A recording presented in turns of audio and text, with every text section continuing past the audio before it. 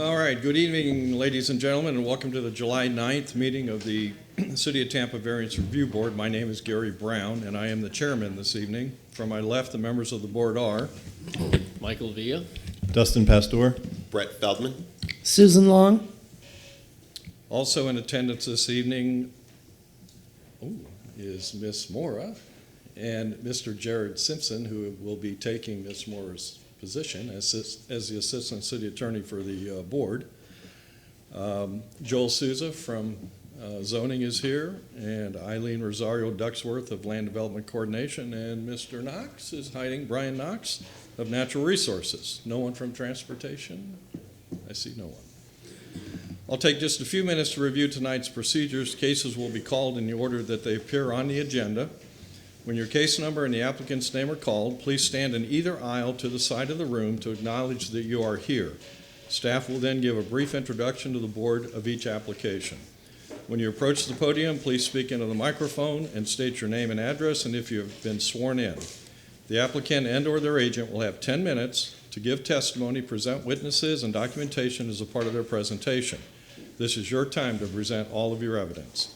Anyone in the audience wishing to speak in support of or in opposition to the application will then have 3 minutes each.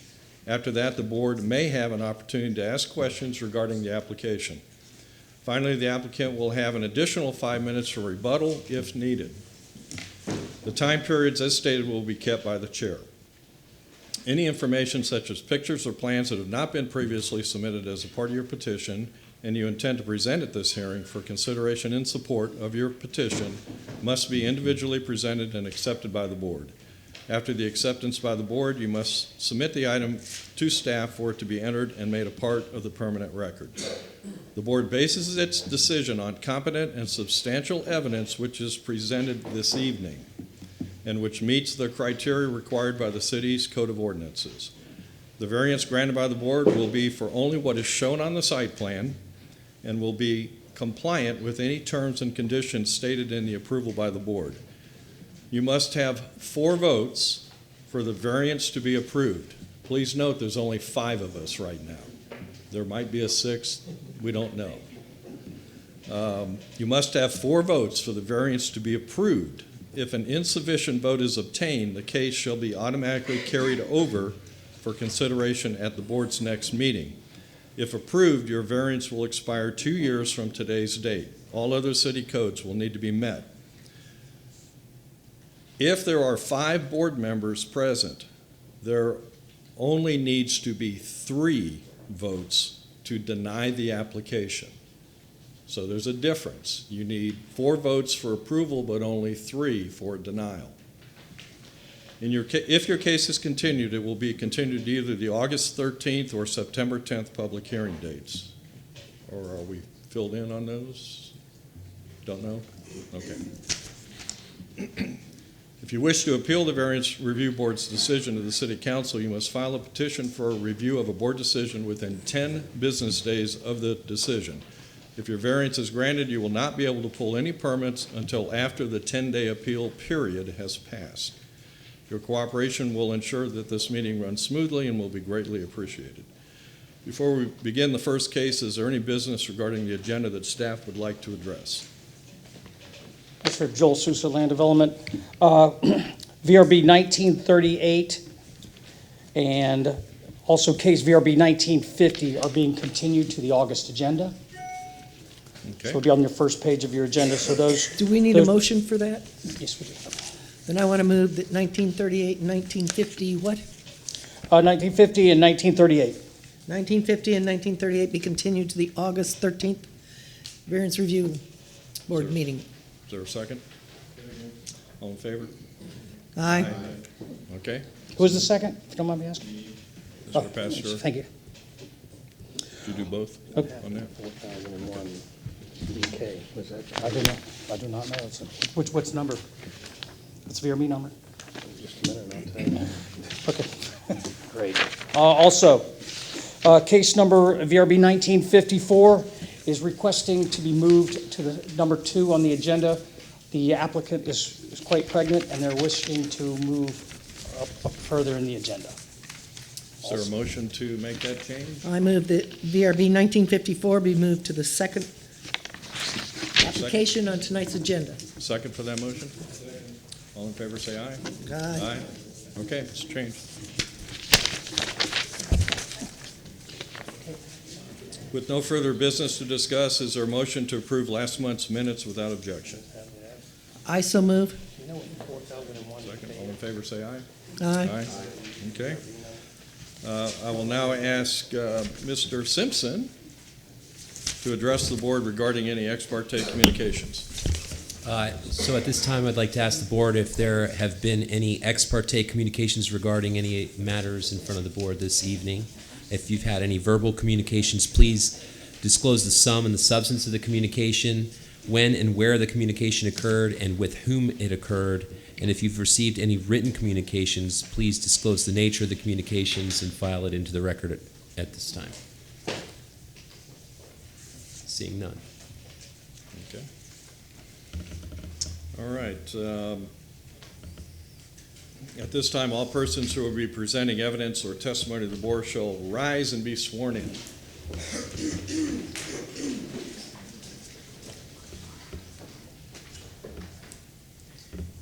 Do you swear or affirm that the testimony you give this evening will be the truth, the whole truth, and nothing but the truth? You may have a seat. Thank you. All right, we'll call the first case. Mr. Souza?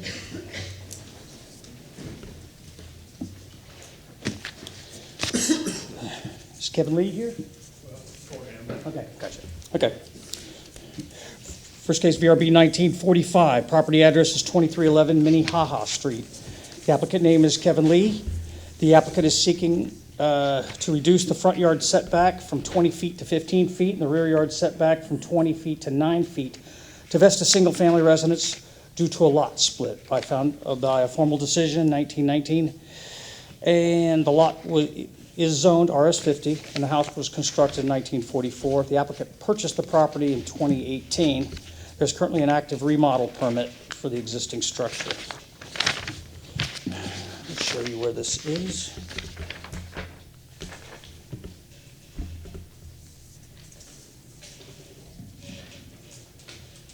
It's like in the central east portion of town, 22nd Street, this area here. This is the property.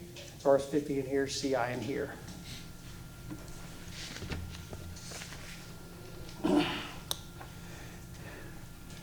This is the parent tract before the separation by the formal decision. You have a house here and another accessory structure back in here.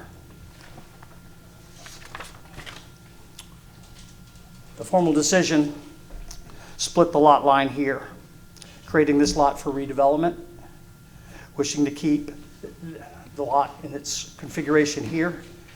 But because of the lot split, they now need a front yard setback and a rear yard setback due to the lot split to keep this situation going.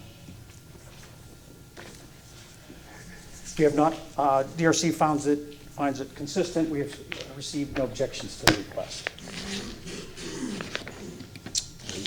Okay. Any questions for staff? Okay, thank you. Joel. Applicant? I am Jerry Britt. I live at 618 Columbia Drive, Tampa, Florida. I have been sworn in, and Kevin is the original applicant. Kevin is an employee of mine. He started this process, but he's out of town. And I have some documents to show, as he did, what you said they have to be presented to the board to be included. What is the process for that? Just pass them over.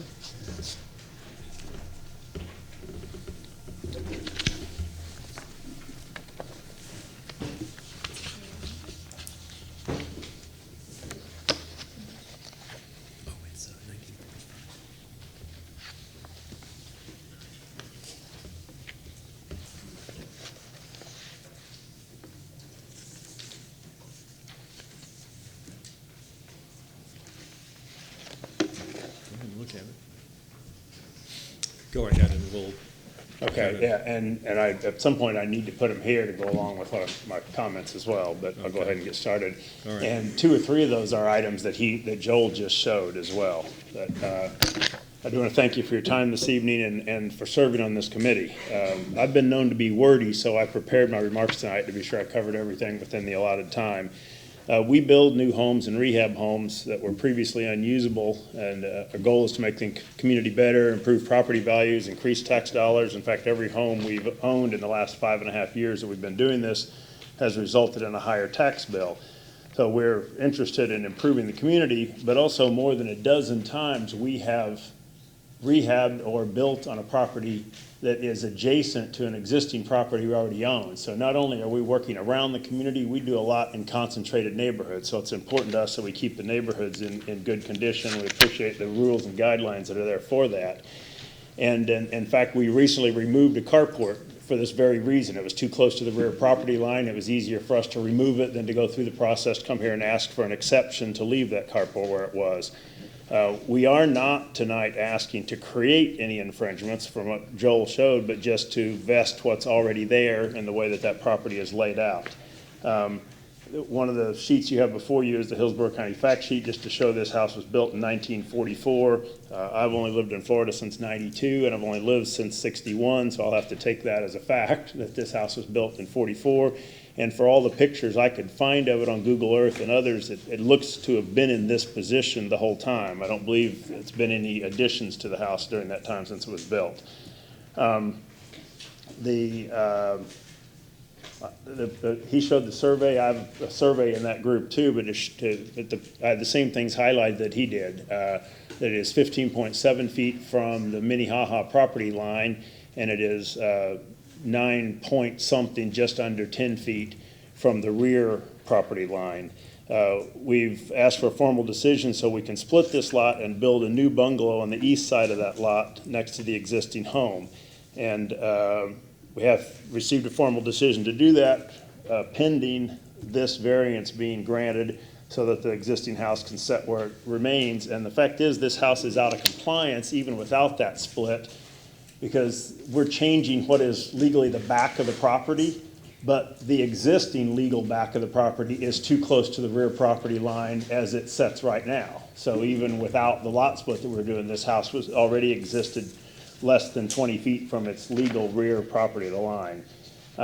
We do our best to work around items, even in the one next to it. I believe it was Brian that was out at the property, but we had a tree that we were working around. One of those illustrations shows that we modified the home that we're going to build next to it a little bit to save that tree, and then Tico came along and destroyed that tree. Now it's a half a tree, and we're still trying to save it. We want to have the tree for shade, but at this point there's fear that that tree would fall on the existing home or the new home, so we're working to save that if we can. The formal decision did state that the proposed lot creation is conditionally approved, provided you seek and receive variance for the existing structure on parcel A, the survey that was shown, for the front yard setback of the structure and made to comply with the 20-foot setback. We're here tonight to resolve that. And on that, on the back of the property, there was a fence row that was all underbrush, overgrown, a chain link fence. And while we did a lot to improve this property, we didn't do anything to that back fence row, but it is now cleared out and gone, as those pictures that you're passing along there show. The neighbors behind us cleared that fence row out. So they had an obstructed view of this structure that's too close to them, but they chose to create an unobstructed view. They've actually enlarged their deck on the back and created an outdoor living space. And that's Jose and Courtney that live behind us. And they just bought that house a couple of months ago. And of course, it is exactly as it was when they bought it. And there's one of those documents you're passing along is an email from Jose stating that they support our request for this variance, that they don't feel it infringes on their property in any way. And while the requirements are that we send these letters out to everybody within 250 feet, I think we all agree the people immediately adjacent to the property lines are the ones that are most likely to be affected, and these are the only backyard neighbors we have. And they said this doesn't bother them, and they support our request to get this variance. And then our only front yard neighbor is the guy that lives across the street that parks on that side of the street and backs out towards our house. When I spoke to him about it, he said, well, that doesn't even look too close to the street to me. But I explained to him that it is. There's a legal requirement, and he also wrote us a letter saying that it did not infringe on him backing out in any way and didn't feel it was too close, and he supports us getting this variance.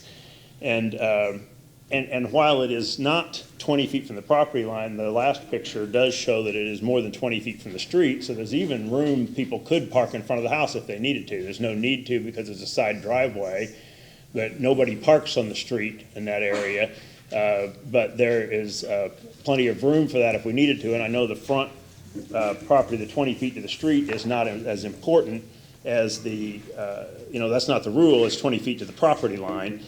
But we deal with some of these things from time to time. Because we fix houses for a living, we have on more than one occasion come across a house that has had work done without a permit. Imagine that. And found a home to be in compliance either through ignorance or maybe is the person that built it or rebuilt it or did something with it out of compliance even knew that but did it without going through the permitting process. Because we always pull permits on the stuff we're rehabbing, of course, anything like this always comes to light. We want to live within those requirements when we can, but it's not practical to deal with this one because of where the house already sits. And again, we're not asking to change this house, and the work we're doing on this house, as Joel mentioned, there is an open permit, and we are rehabbing this house, and the work that we're doing does not change the footprint at all. We're not asking to add any space to the house, just asking that it vests the existing infringement that exists when the lot changes and we get the split. And again, the back is an infringement whether the lot changes or not. It's closer than 10 foot to its current legal back, and it would be closer than 10 foot to its new legal back if the lots are changed and oriented. This house has always faced Minnehaha, but the lot layout faces 24th as it's legally plotted right now. I believe that's all I have. Okay, you talked really fast. You still got 3 minutes. You don't need it? Don't believe I need it. Okay, is there anyone in the audience that would like to speak on this application? Okay, seeing none. Board, do you have any questions for anyone? I have a question. On the site plan, there appears to be a front porch that says it's screened enclosed wood frame porch. Yeah, it was screened and closed when we bought it. We took the screen down and put Craftsman columns on the corners of that porch. Okay. I think my next to last picture shows the front as it looks right now. Okay, Joel, and I realize you came in late on this. Why wouldn't the setback have to be vested on that porch?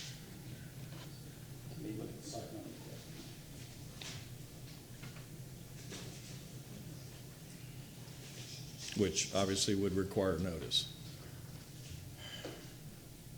Yeah, and it is the front wall of the house. Well, generally, code allows them to go 8 feet into the front setback by right in RS-50. That's 20, That would be that's down. 20 feet, that down means to he could go to 13, right? No, Well, 12. 12. 12. And But he's- I don't know what it is. There's no Yeah, dimension he's 15 now, he's into the setback. with the front porch. Right. So. Yeah, the front porch is 6 feet, if that matters. I know that because I refloored the front But porch. it's- Yeah, but we're sitting at 15, we have to do the setback from the original line, 20 feet. Just so I was- Yes, the house is 15 feet from the property, 15 feet 7 inches from the property line, the front wall of the house. And I've dealt with this in other places in the Seminole Heights Overlay District, and the setback, I could have prepared otherwise, but the setback is always driven by the living wall of the house, not by the Is porch. this RS-50 zoning? Yes, sir. Okay, I'm thinking you could probably go for a design exception and pick this up. because it's, what, a I think foot he'd off? probably go for a D2. He said it, he testified it was 6 feet, so that would put it into. I still think he's gonna need, I still think he's gonna need a variance for this. Well, you're, To keep you're it. the Yeah, he's expert. gonna need a variance. He's gonna need a He's gonna variance need a variance. for the front So porch. even if we vote tonight, and it's, if it's favorable, he's still gonna have to come back. Yes, sir. Or do we have another option for him? You could always take the porch down. Or, well, you take the porch off, that's one option. Yeah. But, I mean, that's not And- we and can't where- tell you to take the Oh, porch I down. understand that, and if taking the porch down would have kept us from going through this at all, we would have taken the porch down. Yeah, You know, right. but the house itself was closer than the Right. 20 feet, so that wasn't an issue. But Is the porch an issue now? the porch could come down. I mean, we've rebuilt it. We put a new shame. columns on it, we put new flooring on it. But the porch could come down. Well, we could also go back through the process for that. But this is the first time I've ever had the porch be an issue. I have 3 houses side by side on Emma Street. Right. That we had to get an exception to be 27 feet from the street because the only other house on that block was like 40 feet from the street. And it was 27 feet to the house without any mention of how big the porch was. And they all have a front porch in front of them. Right. Anyway, this is a technical thing. Yes. So I just want to be sure the So applicant has. is there a code as to the distance from the front porch? Because I've looked for that and am unaware of it. Well, our RS-50 is a unique thing they allow you to go 8 feet into the setback from 20 feet, which Yeah, which means you could be at 12. You could You can be go at to Mr. 12 Brown feet. goes to 12. Okay. You're sitting, Right. the house is sitting at 15 and Yeah. you're encroaching Yeah. 6 Problem feet, is- that goes to 9 It feet. goes to 9, yeah. Right. So where do I find that for my future references? Oh, that's for- the permitted projections, that's 27-157. Okay. Another one, another humdinger. Because I did hunt that. I've got I know, it's permitted, 27, under 80, permitted yeah. projections, Okay. and they get it by right, but he would need, for the extra 3 feet, he would need the variance. Legal, is there an option for him to continue? Is that better for him or not? So there are 3 options. Okay. You can move forward with this variance tonight and figure out what you want to do on the porch separately. You can continue this tonight, and, well, it wouldn't technically be continuous. You would just need to renotice for both variances and have them heard at the same time. Or you can move forward with this tonight and then apply for another variance for the porch. So those are your options. And if I move forward with this tonight and I'm successful in getting this variance, that leaves me with 2 options of either go for another variance or tear the porch off, and I don't have to announce tonight which of those 2 I'm going to do. Is that correct? That is correct. That's the way I would like to go then. And then I'll decide in the next day or 2 whether I'm gonna go for another variance. I just want to point out, if you do that, you'll be paying the variance fee twice. If you In the big renotice, picture, you that's won't. not a big Okay. thing. I appreciate you pointing that out, but in the big picture, remodeling the house and so on, that's not a big number. Is your construction work being held up right now for these variances? No, but we're almost done with the construction work and our ability to sell the house. Well, yes, the new build is being held up. Because the permit, we're almost done rehabbing this house, and we would have been done if the crew hadn't have gone AWOL on me and I had to bring in a different crew. Welcome to my life. Yeah, right, absolutely. So that's normal. I almost wouldn't think to mention that because it's just standard. But yes, I have the plans already drawn up with the architect. The house I want to build next door, I've built it in 3 other locations and have 2 more vacant lots where I'm going to build that house. So this variance is holding up the new home next door? That's correct, because I cannot even apply for the permit for the new home next door until this variance is And approved. if he renotices this application, is that a shorter time frame than if he takes a vote on this and then reapplies? Joel, do you know what the calendar looks like? Joel Sousa Land Development, he's looking at 60 days, the minimum. Well, I would, okay, I don't know. I just Does it wanna be not sure matter which way he knows does what it? his options are. On a time basis, does it not matter which way he does it? Because when you say 60 days, that's because That's I wouldn't from get into now. the September Right, hearing. correct. The August hearing's already full. Right. Yeah. Okay. Yeah, we were originally supposed to be in the April hearing, and we sent out the notice with the wrong wording. Sorry. Okay, It's faster for you to do it now. You want to get started on that other part. You'll have a 10-day window for appeal, and then assuming nobody appeals, you'll get the variance approved in 10 days, and you can apply for that other permit. If you do the renotice, you're gonna be 60 days before you get a hearing, and then you won't be able to apply for that other permit, et cetera. Okay, but in the 10 days, I could apply for the other hearing, only if I take the option of turning the front porch off? Is that, you always have that option. No, I mean, Okay. if getting this variance approved is what's holding up your new build, as soon as this variance is approved, you can apply for your new build and start that timeline, and what you Yes. do with the porch, another variance or whatever, is irrelevant. right, and if that takes me another 60 days, as long as I can get the permit working forward on the other I bill, assume, that's. yeah, I mean, Now, if you went for a second variance and it wasn't approved, you'd have to be willing to take that porch down. So that's a decision you would have Right, to and, make. and in worst case, I would do that. You know, we have two issues at hand, the porch that we're talking about, but also the back of the house. Yeah. And the back is next to impossible to resolve. The porch is an easier thing, you know, while I don't want to tear, if I was gonna have to tear the porch down, I would have done that. If I knew that was gonna happen, I would have done that months ago before we spent a few dollars on the craftsman columns and a little bit of labor on the front floor, but it's not the end of the world. So- And literally, I could shorten that porch. Yeah, you could do You know, I that could make too. it a 3-foot stoop or something, Yeah. whatever the measurement is, read this If the- requirement. If the secondary fee is not an issue and timing's more important to you, then to proceed tonight is the fastest resolution. That is, the secondary fee is not as important to me as timing, because I'm Okay. anxious to get going building the one next door. Any other board questions for anybody? Okay, seeing none, you have 5 minutes for rebuttal. I got nothing. Okay. Since you have nothing, is there a motion to close the public hearing and move to a motion and discussion? So moved. Okay, we've closed the public hearing, and would somebody please make a motion? Mr. Chair, I'd like to make a motion. I'd like to make a motion to approve VRB 19-45 for property located at 2311 East Minnehaha Avenue. Be granted as depicted on the site plan presented at the public hearing to reduce the front yard setback from 20 feet to 15 feet and to reduce the side yard setback, the rear yard setback, pardon me, from 20 feet to 9 feet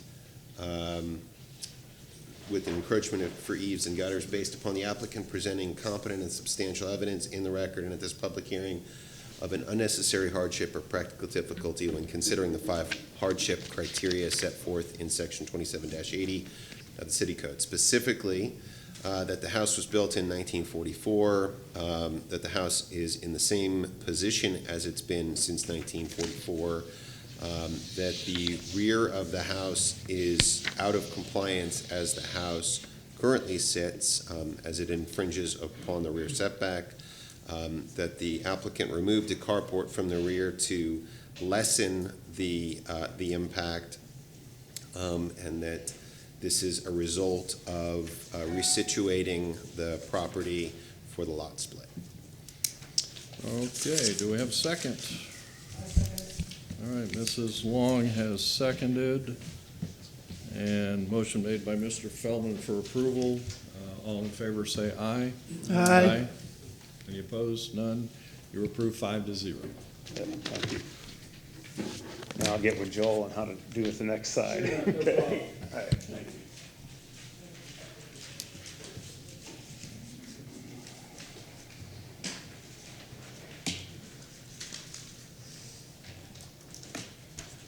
Okay, Mr. Sousa, we're going to move down the agenda. Sure. VRB 1954. Property address is 3701 North Dartmouth Avenue. Applicant name is Justin Willis.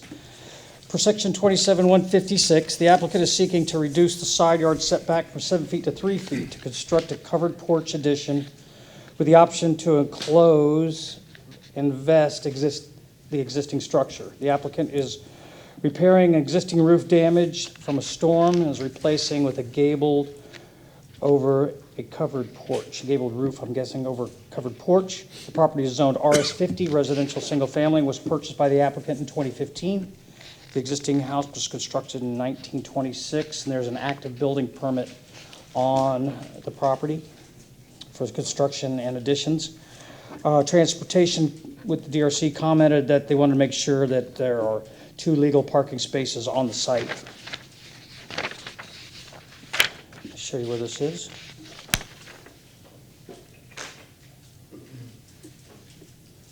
Okay, this is in the central part of town. This is North Tampa, just north of downtown Tampa. This is Dartmouth. This is the structure property right here.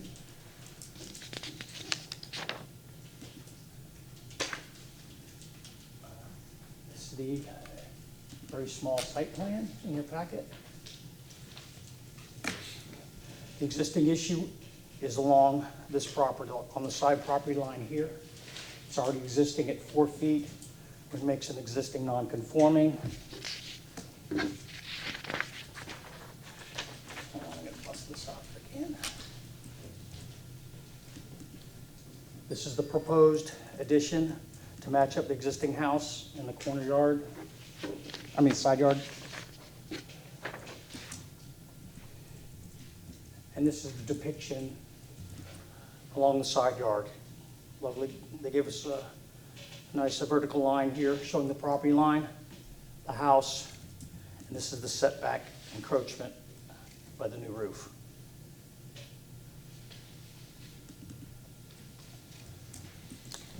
That concludes my introduction. If you have any questions, I'm going to help you. Seeing none. Mr. Applicant. Good evening, board members. Ricky Pederica, Dark Moss, 400 North Tampa Street, Suite 1040. I have been sworn. I'd like to introduce the applicants for this case. Justin Willits, 3701 North Dartmouth. I have been sworn. Alana Brazier, 3701 North Dartmouth. I've been sworn. Thank you for considering Ms. Brazier's. I've got some exhibits for you, and I'd like to, let's see.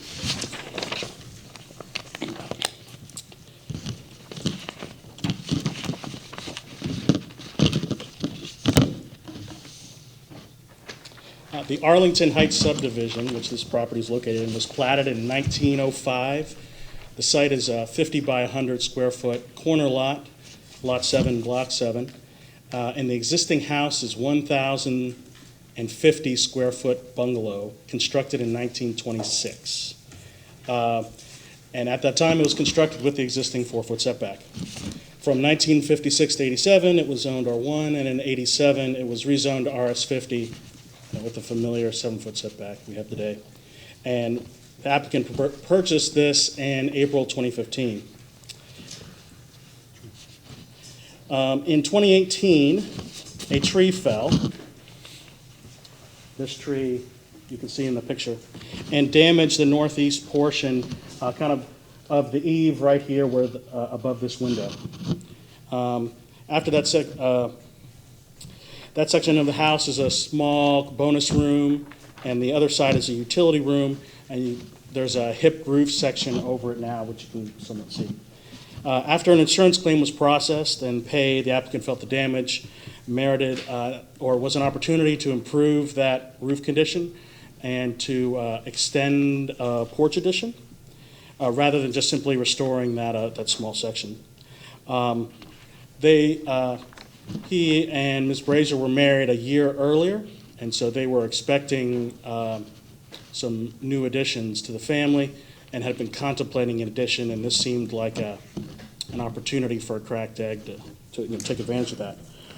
So they desired to change the roof from the existing hip, which this is a planned section of what it was, to a gable and add an 8-foot rear porch extension, following the existing building lines that the house currently had. So this was the existing bonus room and utility room that was a hip roof, and it became a gable and came out approximately 8 more feet and was over a new wood deck. The main horizontal geometry of the house stays the same on the side walls, same roof ridge line, and the same projection of the north and south properties. In October, construction plan 2018, construction plans prepared by a local architect were acquired. In December 2018, a contractor was hired and work began. Shortly after groundbreaking, it became clear to the applicant that the contractor was not qualified to do this work and was quickly fired. Believing that he would be able to resume work as an owner-builder, the applicant continued construction on his own. Later, after consulting with the architect about the plans, the applicant became aware that a building permit was required and the original contractor had not applied for a permit. So in January 2019, at this point in construction, all work stops. BLD 1904644345 was submitted. And during permit review, staff identified the existing building encroached in the 7-foot side setback and stated a variance would be required. So here we are. While the dimensions of the lot aren't unique, this condition of a reduced setback is, and it creates a practical difficulty when even considering a small addition like this of just a porch extension. This is a 90-year-old structure with a non-conforming setback that was purchased as is. The lot had not been modified since the original platting in 1905, and the applicant did not own the lot to the north and do a lot split that created this condition. So it's not a hardship that he had made. As agent, I received 2 phone calls after the notice asking about the application. Once I explained to the people that this was not for their house and what the request actually was, they were supportive. And you had other neighbors in support, I believe. Yeah, probably half a dozen neighbors in support, one here tonight. I did not get anything in writing, but I didn't hear anything negative from any of the neighbors in the vicinity, and no negative comments I'm aware of. Looking back at this sketch, which I'll just kind of go over real quickly, the blue is the existing house, the heated area of the existing house. The dark blue is the section that encroached in the setback. The green and the orange are the porch extension, and the orange is the specific part that is triggering this variance request. 26 square feet, 8% of the lot depth, and 0.5% of the lot area.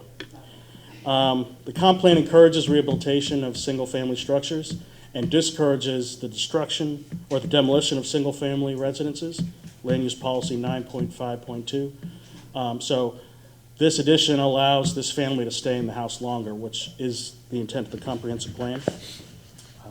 The other picture with the tree in the beginning. And if the porch extension was truncated to the 7-foot setback, there'd be a column awkwardly placed in front of this condition. The roof ridge lines wouldn't align. They'd be off roughly 18 inches. The fascias would have some weird interaction that would be hard to detail, and this is already a relatively shallow slope. So it would just be a contrived condition. So generally, given the cumulative circumstances leading up to this, the hardship is that the existing nonconformity of this structure, if it were constructed 3 feet south, this request would not have required a variance. And it's just, we are here today because it just was placed in too far north, and that's one of the reasons why we'd like to vest it now while we're before you.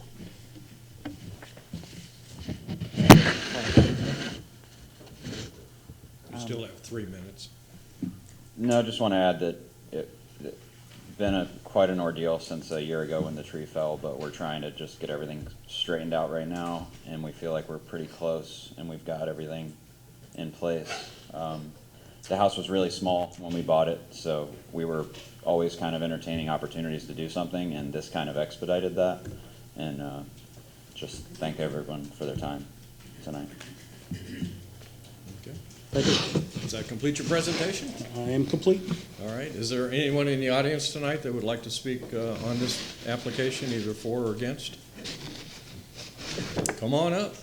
State your name, address, and if you've been sworn. My name is Michael Ames. I live at 3609 North Ola Avenue, so just southwest 1 block from applicants, and I have not been sworn, but I do support. Okay, well, we need to swear you in. All right, sounds good. Is there anybody else who's come in since we started that have, and if you're planning on speaking and you haven't been sworn, stand up now. Thank you. Please raise your right hand. Do you swear or affirm that the testimony you give this evening will be the truth, the whole truth, and nothing but the truth? Yes. You may have a seat. And you may speak. So as stated, yes, I do support. Okay, all right. Is that it? That's all. Okay. All right, thank you. Anybody else in the audience like to speak? All right, seeing none, board, do you have any questions for anyone? I do. Yes, sir, Mr. Pastor. Ricky, I thought it odd you didn't mention the tree that you're encroaching into a little bit. My assignment wasn't to do a hazard rating of it. There was an existing. I just mean the encroachment. Yeah, there is an encroachment, and it was, the construction occurred pre the comment about the encroachment. In discussions about it, no roots were observed, and had it come up in permitting, we would have discussed a way to deal with it, but I think it's a negligible impact. Okay. And I assume Mr. Knox doesn't have anything to speak on this project? Okay. Cool. Anybody else have anything to say? Okay. All right, seeing none, you have 5 minutes for rebuttal. You have anything? Nope. Thank you for the opportunity. Okay, do I have a motion to close the public hearing? And I so move. okay, and would someone like to make a motion on this application? Mr. Chair, I can make a motion on it if you'd like. Okay, Mr. Feldman. I move that variance request for case VRB-19-54 for property located at 3701 North Dartmouth Avenue be granted as depicted on the site plan presented at the public hearing to reduce the side yard setback from 7 feet to 3 feet with the encroachment for eaves and gutters. Based upon the applicant presenting competent and substantial evidence in the record and at this public hearing of an unnecessary hardship or practical difficulty when considering the 5 hardship criteria set forth in section 27-80 of the city code, specifically that the house already sits at the 4 foot encroaching on the existing setback. It is an existing non-conforming structure, that the addition will align with the original structure, which was built in the early 1900s, and that there is a practical difficulty due to the existing non-conforming setback of the existing structure. Second. All right, we have a motion to approve by Mr. Feldman, a second by Mr. Pasteur. All in favor say aye. Aye. Any opposed? You're approved 5-0. Thank you, and thank you for the consideration. Thank you.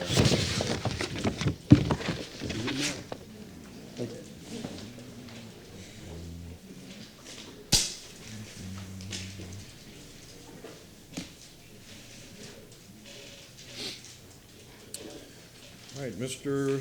Souza, we go back to new case, BRB 19-55. Yes, sir. Property address is 3019 Chapin Avenue.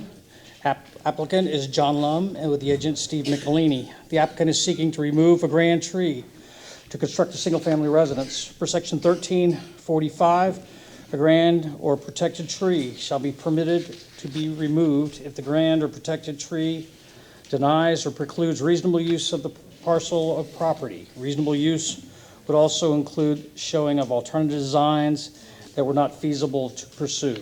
The property is zoned RS50, residential single family, and was purchased in 2012. The house was constructed in 1953.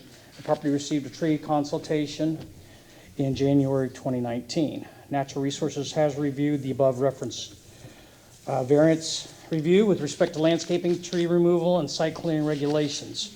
Natural Resource offers the following comments. A tree consultation was done in January to discuss the possibility of constructing a single-family residence around a 46-inch grand live oak. The live oak tree was rated B8 and is considered a grand tree.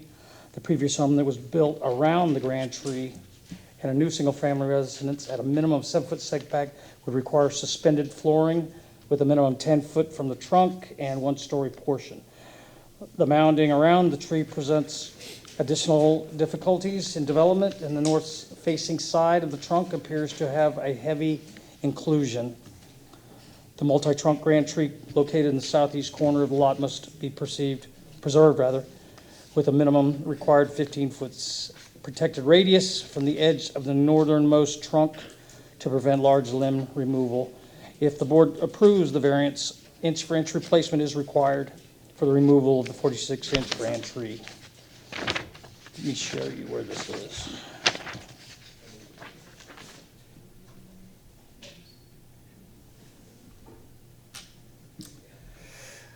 This is in the south section of town.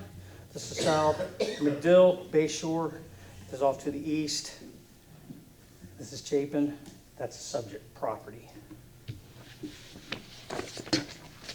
Within your staff reports, the following proposal site plans have been provided to you.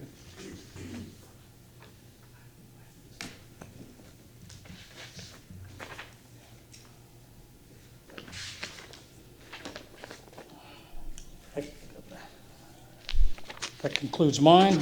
Brian, you have something to say about this? Joel, could you put one of the site plans back up? Anyone in particular? Yeah, I mean, there are 2 grands on the property, is that correct? I do not know, but- Can you point to them for us? Wait a minute. I think this one probably shows it better. So the ones, the 2 with the protected radius, this one in the southeast corner, and this one on the western end. All right. What else are you going to tell us, Mr. Knox?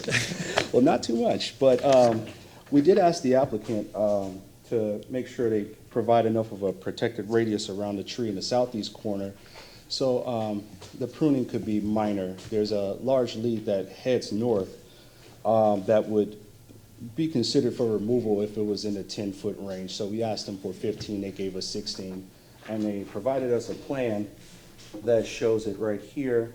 So this is the distance. We have it at 16, and the protected radius is 20. Just for reference, once again, this is the 46-inch oak over here on the west side. This one this is the proposed 2-story residence, and as you can see, the 50-inch live oak, or 46-inch live oak, better yet, is right next to the proposed residence. Just for reference, I have some pictures.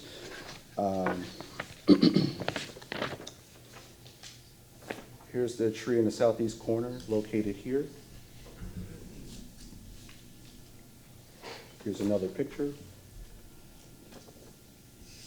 Is that one tree?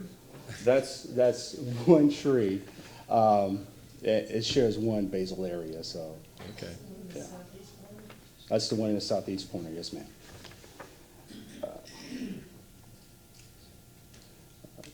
This is another photo looking, I believe, south.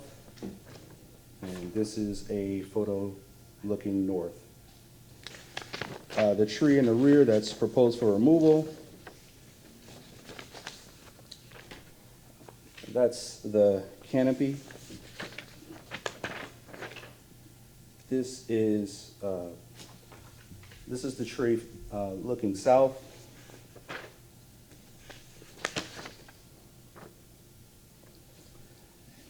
This is a picture of the trunk, and here's another picture looking south. And so here you can see there's an inclusion right here that we had concerns about, and that concludes my presentation. Any questions, Questions? board? I've got one. The tree is 100% obviously on the subject property. It's not a shared tree with the neighbor? It appears to be 100% on their property. Okay. Now, the canopy extends over into the neighboring property, Right. which causes additional issues for this site. Okay. Any other questions? Nope, seeing none. The You want southeast this tree, one? yeah, The southeast The one. southeast, Okay, that's the one with the the big one tree. we're saving, yeah. No, hang on, we do have a question from Mr. Mr. Phillips. Knox, I'm sorry, I did have one question, and I apologize if you said this. The tree in the southeast corner, is that also a live oak? Yes, sir. And did you have a rating on that tree? I believe we do. in this report here. Here it is, Brian.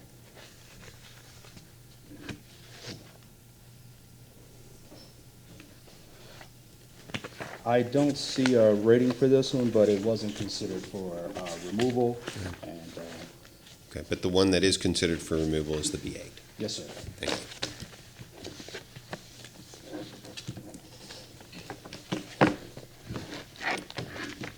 Oh, they need a southeast. You had it? No, I don't have the pictures of that one. Let's see.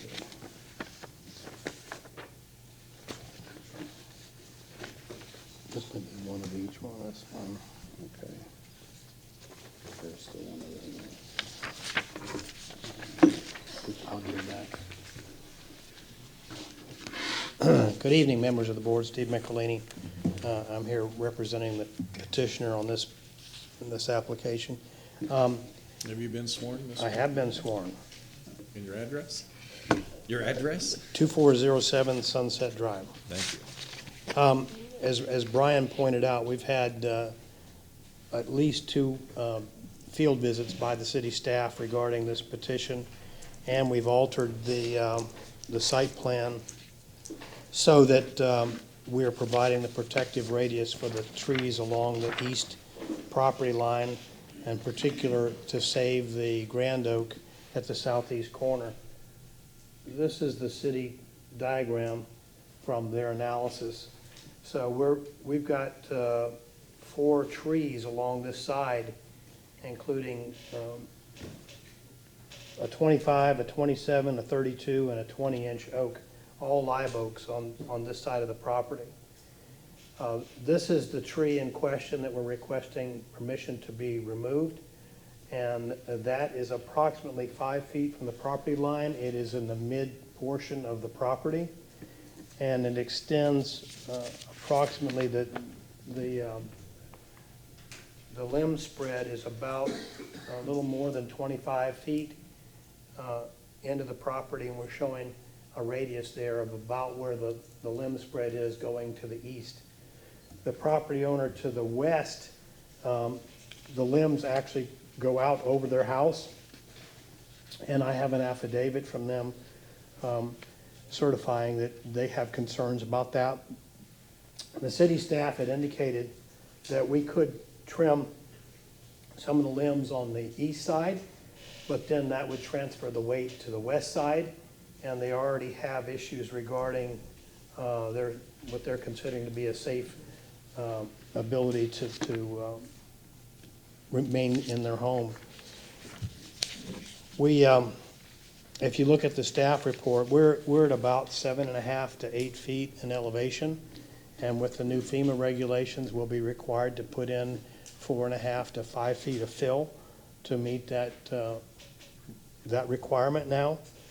And that would be an effective removal. It would damage the tree to the point where, with the fill and the extent of the limbs and the potential pruning, and that's also pointed out on the staff report, that it would be an effective removal of the tree. The neighbors, I'd like to read their affidavit and submit that into the record.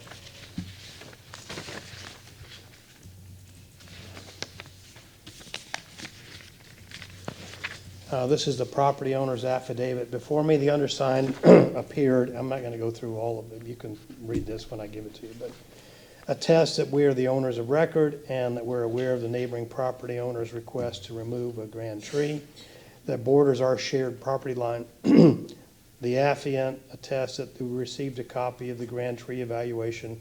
They've read it. They understand it. And that they support the approval of the removal of the tree. Due to the angle with the western angle of the codominant trunk, it leans and the weight it bears onto our side. Affiant would prefer, for our insurance purposes and our property preservation of their property located at 3021 Chapin, that the grand tree in question be removed as soon as possible. They've already had some previous damage because of dropping limbs, and they're concerned about their ability to maintain insurance going forward. The fact that this limb and this tree is located in mid-block or mid-lot, which you can see here, and the radius that's involved in terms of potential pruning, effectively limits the full potential of developing the property. We're providing a 6-foot, let me show you on this other map here.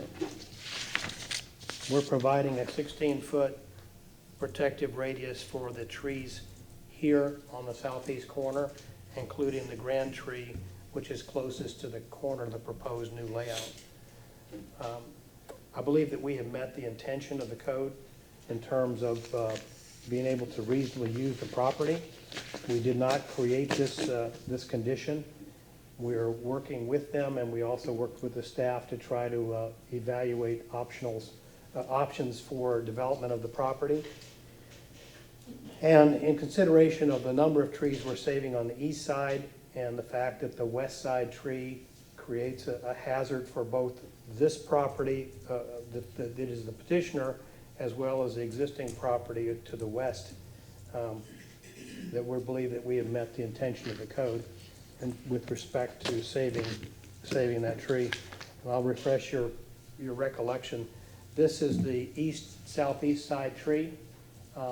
It is significant, and this is one of the 3 other trees that exist on that southeast corner that we'll be cleaning up and preserving. All of this split leaf philodendron that you see growing up into the tree will be cleaned out, and so that will be the dead wood and et cetera will be all cleaned out so that the tree will have a better opportunity to survive. And additionally, we have a codominant tree on the west side where there is some danger there. As I said, the limbs spread out over the adjacent home, and they've already indicated that they've had some damage, and they're concerned about their ability to maintain homeowner insurance. If you look at this is an aerial view. These are the section of trees that we're saving. This is the one grand tree we're requesting to be removed. So it will present a healthier atmosphere for those trees to survive. And I think this is a better picture of the southeast corner, where we have 3 separate live oaks that we're saving. So we believe that we've met the code and the intention of the code with respect to preserving the best of those trees and removing a hazard for the future. I'll be happy to answer any questions, but I believe that we have met the intention and the spirit of the code and would respectfully request your approval. All right, thank you. Is there anyone in the audience that would like to speak on this application? Seeing none. Board, do you have any questions for anyone?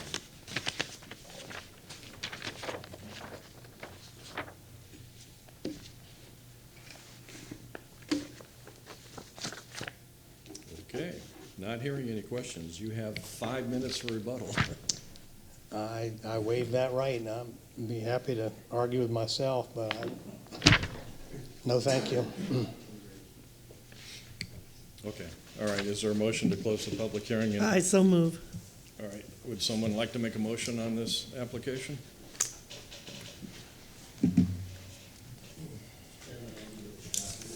Okay, Mr. Villa. With our new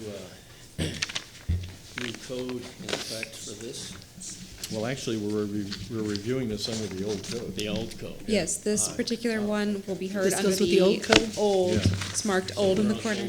We're on old code. For old code. Okay. And so it'll be the reasonable use factors. Okay. The criteria that are, the 10 criteria. All right, under that circumstance, I'd like to move that the variance request for case VRB 19-55 for property located at 3019 Chapin Avenue, Tampa, Florida, presented at the public hearing for removal of a grand protected tree based upon petitioner meeting his burden of proof The tree denies reasonable use of a parcel of property with regard to the 10 factors for determining reasonable use as set forth in section 13-45G of the city code for granting tree removal as stated, and the evidence provided in this public hearing, specifically that the impact of the grand tree on the buildable area of the parcel is shown by a survey or drawing, accurately depicting the location of the grand tree and including the root zone required around the tree and its impact upon the buildable area, which it does indeed do. And so I think the applicant has also presented a reasonable effort to redesign the proposed property that's to be built here around this tree. And I also point out the fact that at least 3 other trees are being spared as a result of this one tree being sacrificed. So with that, I move this be approved. I'll Okay. second. We have a second from Ms. Long. Is there any board discussion? Hearing none. All in favor, say aye. Aye.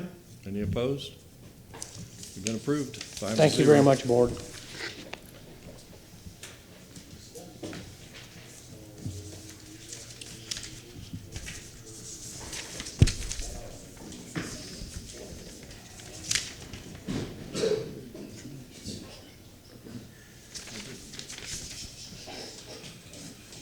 Mr. Souza, we are 19-68. Yes, sir. Okay. Is this a new or old tree? We'll find out. This, so, Kristen Moore, Legal Department, 1968 will also be considered under the old code, the 10 reasonable use criteria. The following one, 1969, will be considered under the new code provisions. So I will be available and discuss those with you when we get to 1969. That's why you're here. Okay. Thank Joel you. Souza Land Development. Property address is 2926 North 21st Street. Applicant name is Kevin Robles. The applicant is seeking to remove a grand tree located within a 7-foot side yard setback to construct a single-family residence. Per section 1345, a grand tree or protected tree shall be permitted to be removed if the grand or protected tree denies or precludes reasonable use of a parcel or property. Reasonable use would also include the showing of alternative designs that were not feasible to pursue. The lot is currently zoned RM16, residential multifamily, 16 units per acre, and developed in 1923 with 2 single-family homes. The applicant purchased the property in 2018. A tree consultation was conducted by staff in December of 2018. Natural Resources reviewed the above referenced variance review and with respect to landscaping, tree removal, and site clearing regulations, and offers the following comments. A tree consultation was done in March of 2019 to discuss the possibility of constructing 2 single-family residents, a 2-story, I'm guessing, single-family residence around a 37-inch grand tree live oak. The live oak tree was rated B8 and is considered a grand tree.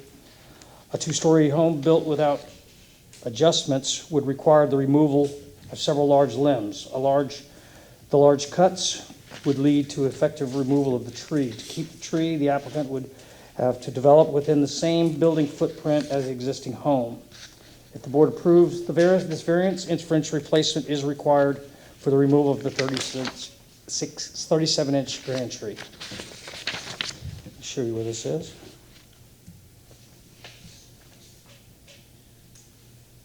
This is kind of in the central east portion of town. It's a little bit north of I-4 and 21st, 22nd. That's the subject property.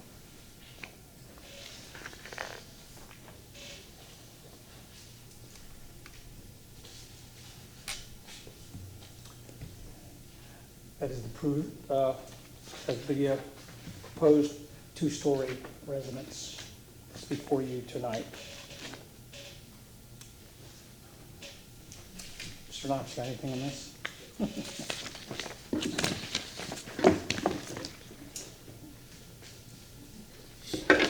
Brian Knox, Natural Resources.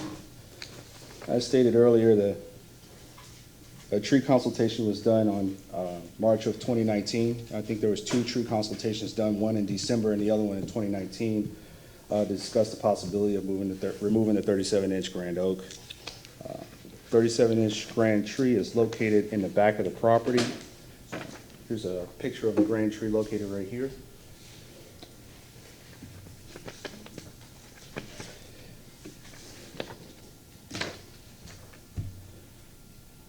Here's a site plan with the proposed development.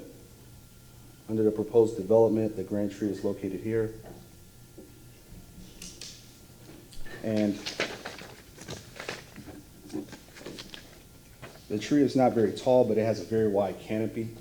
And this is a picture depicting that canopy. This is part of the parcel. And Could you zoom out, please, Mr. Knox? Okay.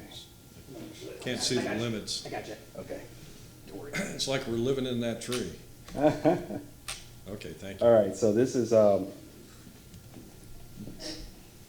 the canopy extending into the adjacent parcel. So basically from here all the way to here is the estimated distance of tree canopy removal for this tree if something is built here.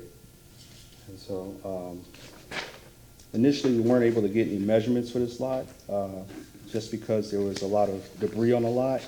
But once we got the measurements and took the canopy measurements and the height measurements, it was determined as grand. Natural resources is available if there are questions. Any questions, board? Okay. Guess not. Will the applicant please come forward? State your name, address, and if you've been sworn.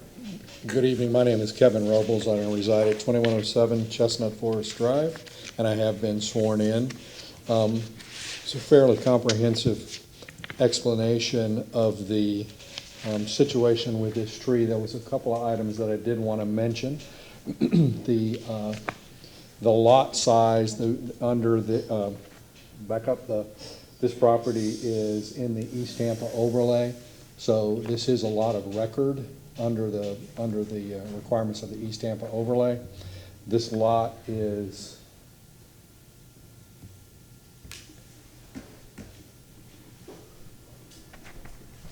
that coming in?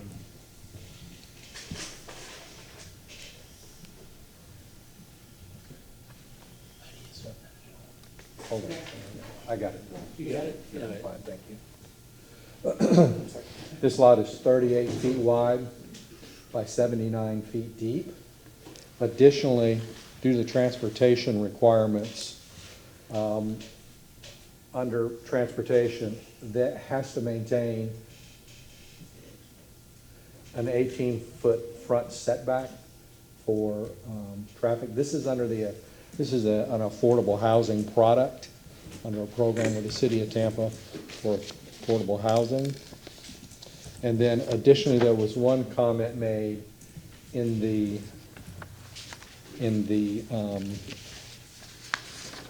staff report, where it indicated that you would lose the canopy on a two-story house.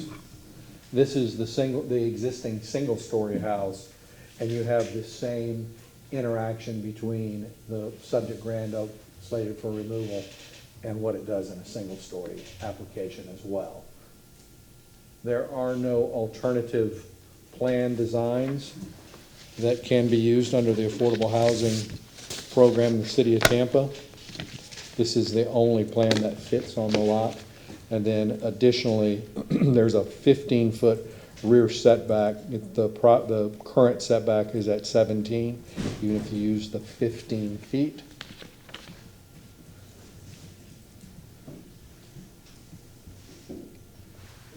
You would have run into the subject grand oak there.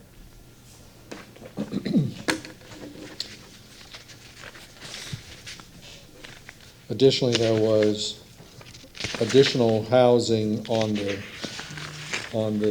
property that Mr. Souza pointed out. This is the property to the south that he actually pointed to. The subject property is to the north, and that's this structure here. both of these houses are slated to be removed. That's all I have. I thank you for your time. If you have any questions, I'll be happy to answer them for you. You have plenty of time. You I want to don't- use it, okay. Pretty straightforward. Is there anybody in the audience that would like to speak on this application? All right, seeing none, board. Questions for anybody? Yes, sir. Mr. Pellet. You spoke about affordable housing plans that fit on the lot. There are specific plans that have to be used for affordable housing? Is that what you're saying? That is correct. There's 4 approved plans from the city for I see. affordable housing. And so you have considered all of those plans, and none of those plans will fit on the lot? That is correct, and those were presented to Natural Resources to give them the exhibit showing them. The lot is 38 feet wide with 5-foot setbacks. You're into no more than a 28 wide product. The rest of their product is 30 and 30, 36 And in width.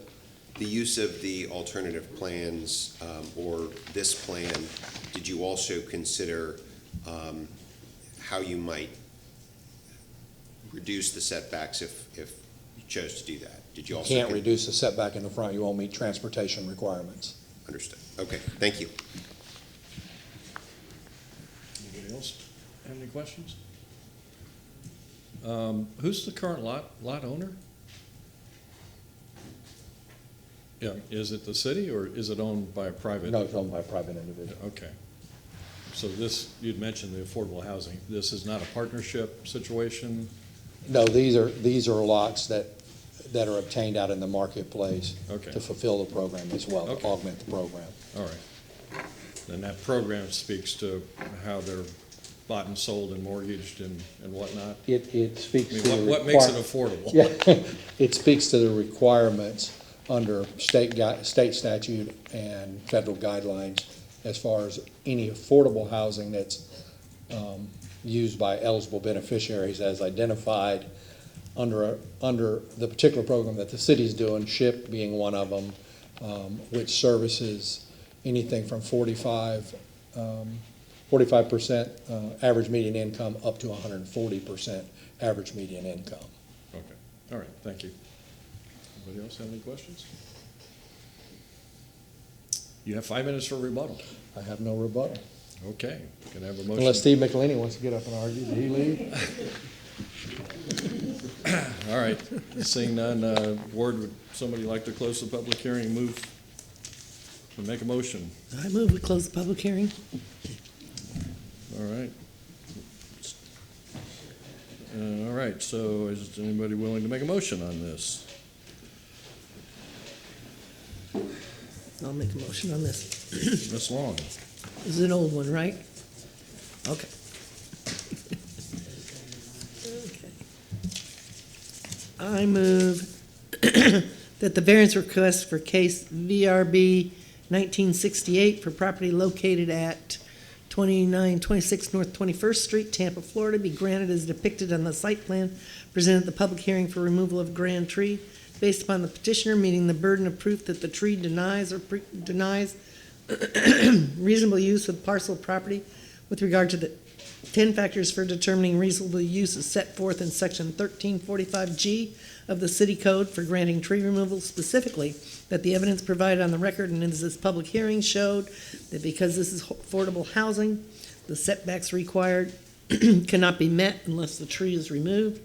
The tree is in the rear of the house, and the property is only 35 feet wide and 76 feet deep, so it is extremely small relative to the average lot in the city, and therefore creates a hardship to meet the affordable housing requirements without removing the tree. Okay, we have a motion for removal by Ms. Long. Is there a second? All right. Seconded by Mr. Feldman. Is there any board discussion? All right, all in favor say aye. Aye. Any opposed?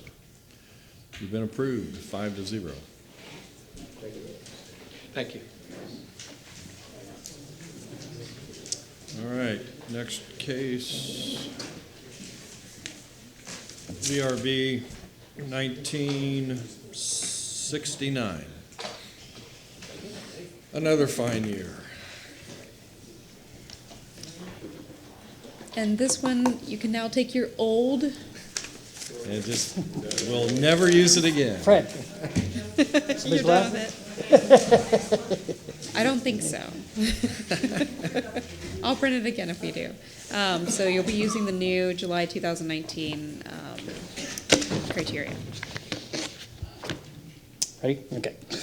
Property address is 1000 North Ashley Drive. Applicant name is Cammie Corbett. The applicant is seeking to remove a grand tree to construct a mixed-use residential and retail development. Per section 1345, grand tree protected trees shall be permitted to be removed if the grand or protected tree denies or precludes reasonable use of the property or parcel. Subject reasonable use would also include showing of alternative designs or not feasible to pursue. The lot is located in downtown business district, CBD1. The property was purchased by the applicant in 2006. Urban design comments from DRC. The applicant has done everything the urban design and natural resources has requested of them to preserve and relocate this grand tree. There's a no good option to relocate the tree due to the scope and magnitude of the project. The most obvious option was to relocate the tree to the north side of the existing building. However, substantially existing oak trees would need to be removed. Another option was to relocate the tree to an area adjacent to the Riverwalk. This site, however, would not accommodate the tree due to numerous utility conflicts that would occur in the relocation. Based on the effort of the applicant and no viable option for relocation, urban design finds the applicant to remove the grand tree consistent. Let me show you where this is. And then I'm going to have Mr. Callahan step up for you.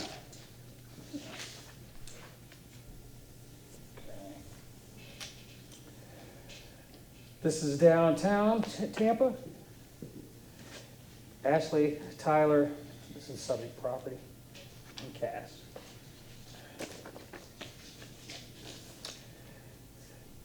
These are the site plans that have been provided to staff, which you have also.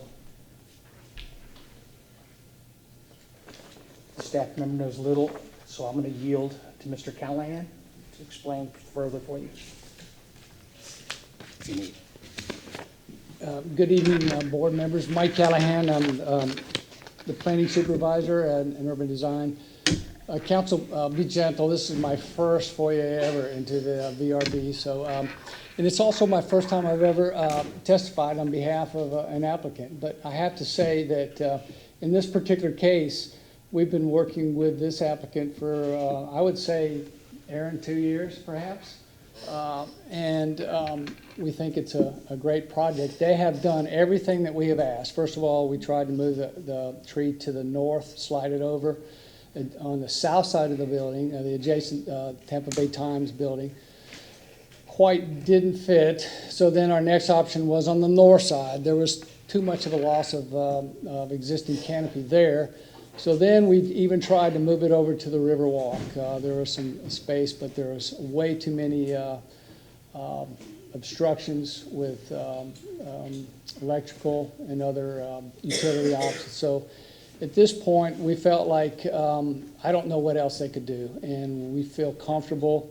We think it's a great project that they want to do, a mixed-use project that will be in the heart of downtown in the River District there. So with that, I would, we urge you and we recommend that you grant this request to remove this tree. That's all I have to say, really. I'm available for any questions. Okay, is that, we're done with staff, right? Yeah, That's just I think staff. so. Okay, all right. So now the applicant, oh wait, excuse me, Mr. Knox, come on up. You're the important one. Yes, much so. These comments are... Besides what Mr. Callahan thinks. Mr. Callahan is extremely important. So these comments come from Kathy Beck. She put these comments together, and I'm just going to read them line for line. So Natural Resources has reviewed the subject VRB request to remove a 47-inch live oak 209 points rated B7, currently located in the parking lot of the subject site. Natural Resources has been working with the developer of the Central Business District site for over 2 years in an attempt to preserve the tree by transplanting the tree onto the proposed development site. The applicant has proposed a zero setback development consisting of a mixed-use residential and parking garage development. Natural Resources submits the following comments in regards to this request. The original plan for this site called for the transplanting of the tree to the southeast courtyard of the new site plan between the existing time structure and the proposed structure. Review of the specifications and preparation for the transplanting were approved through a district design review. Careful evaluation of the space provided for the tree reflected that the canopy would not fit between the existing high-rise and the proposed new structure. The applicant then submitted another proposal to relocate the tree to the northeast side of the existing Times building with a new specification for transplanting. Utilizing the new tree and landscape code, an off-site relocation was also investigated.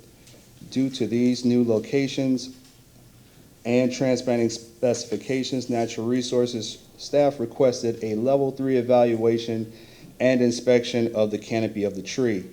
The inspection report from Independent Tree Service found that through an aerial inspection, they discovered a large cavity on the north structural branch of the tree.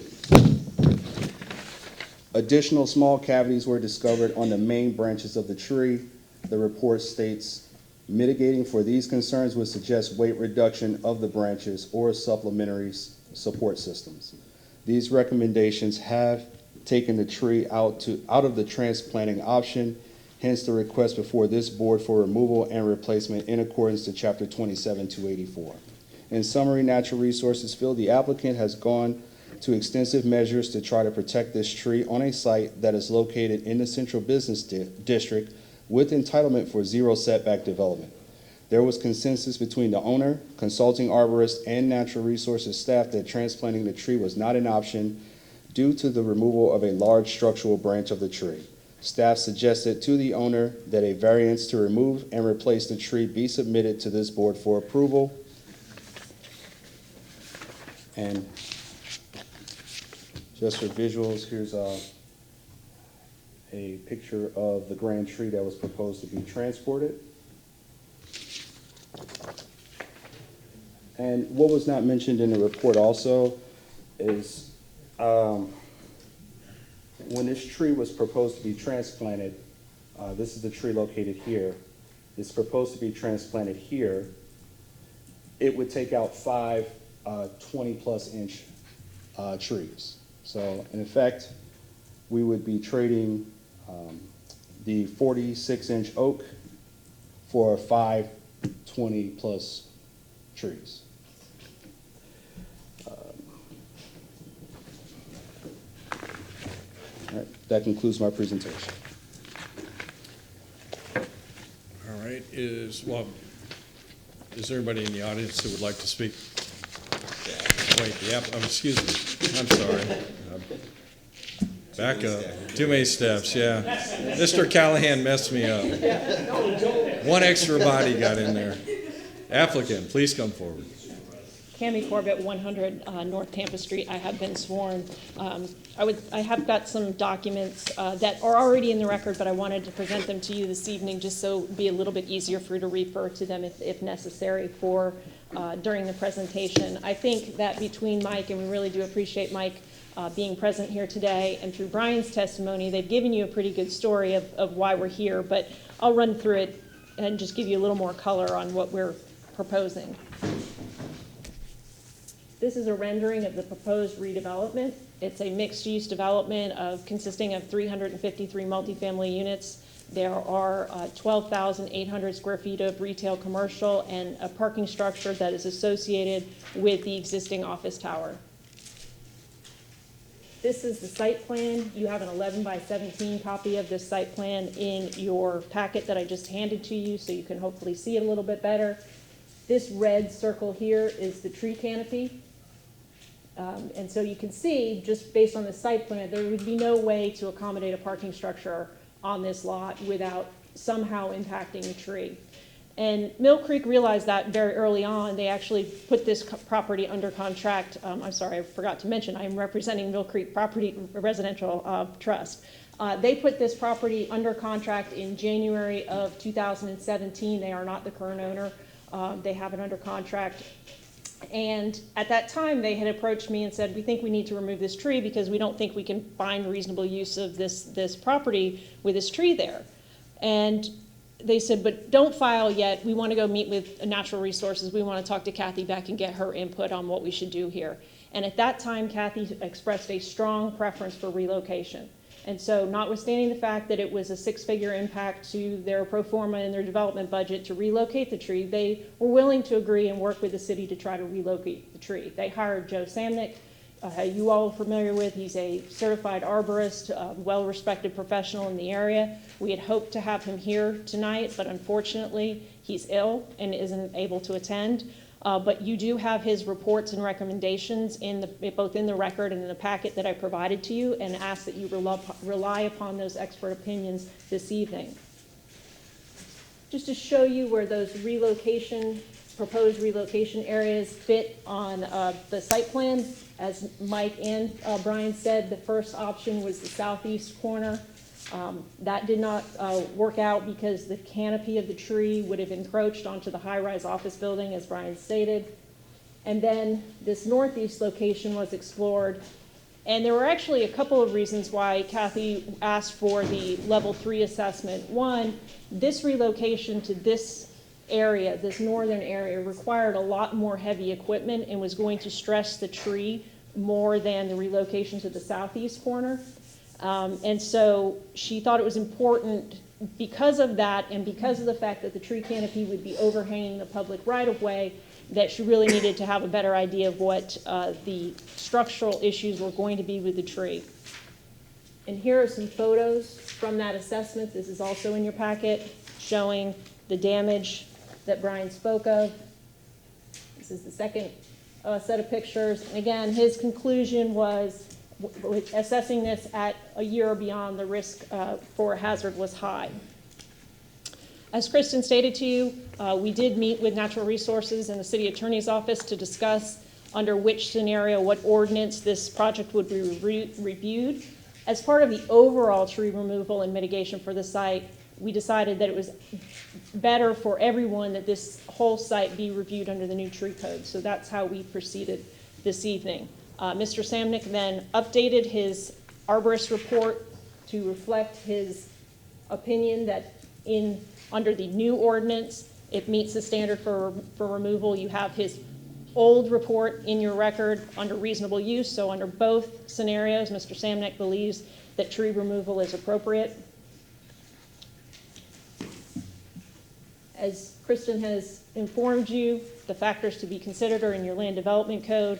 Basically, it directs you to look at things such as what is the proposed structure? Are there other alternatives that you can look at? Look at another reasonable reconfiguration of the property, whether there are setbacks that can be reduced, whether alternative construction methods can be used. And I think in this instance, both Ms. Beck and Mr. Samnick have certified as arborists that that is not possible in this case. So regardless of which standard you review, the three factors remain that relocation was the only possible way to save the tree, and that three relocation locations were evaluated, and none are feasible, and all present a greater risk of hazard than is necessary or supported by the arborist.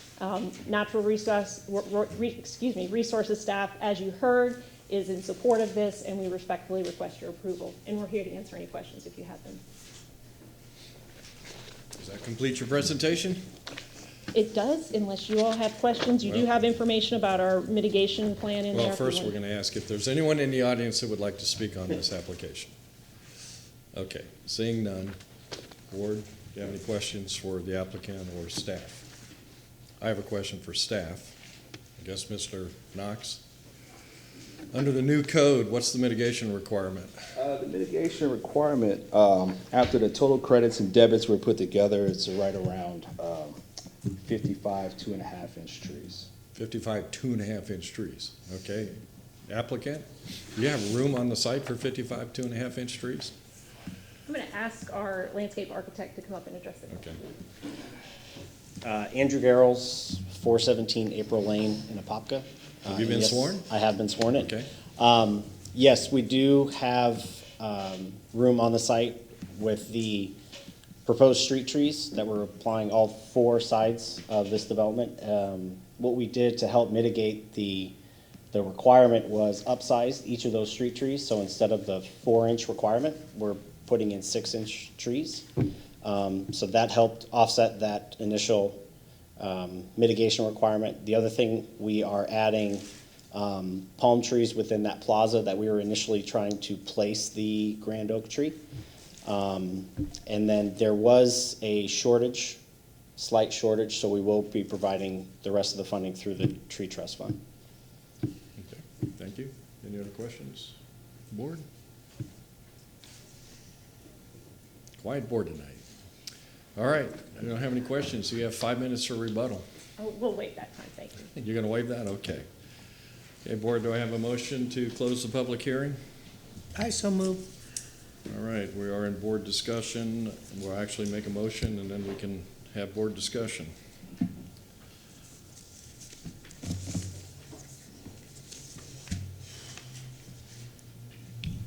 I think this was one of the more thorough tree presentations I've seen in recent history. I'll just leave it at that. No motion? I guess I'll take a crack at it under the new code. We have 2 attorneys here to help us. And break it in. All right. And before I do that, I would ask legal, I understand that we are looking for written findings, but we have a certified arborist report that has been placed in the record. Is it sufficient to reference the findings as set forth in the certified arborist report that is in the record, or must we read those into? I don't believe it's necessary to read them since it is in a written form in the record. Yes, I would refer to the arborist report, the consulting arborist report in the record, and the findings therein. All right. Thank you. I will move that the variance request for case VRB 19-69 for property located at 1000 North Ashley Drive be granted as depicted in the site plan presented at the public hearing for removal of a grand tree based upon the petitioner meeting the burden of proof that the tree would be rendered hazardous by proposed construction that cannot be reasonably reconfigured when considering the factors set forth in section 27-284.2.5F of the city code for grand tree removal. Specifically, that the evidence provided in the record and at this public hearing showed that the tree was proposed to be transplanted but cannot be transplanted due to structural deficiencies and space limitations, that city staff agree that the tree removal is necessary because transplant cannot work, and that a certified arborist report in the record sets forth compliance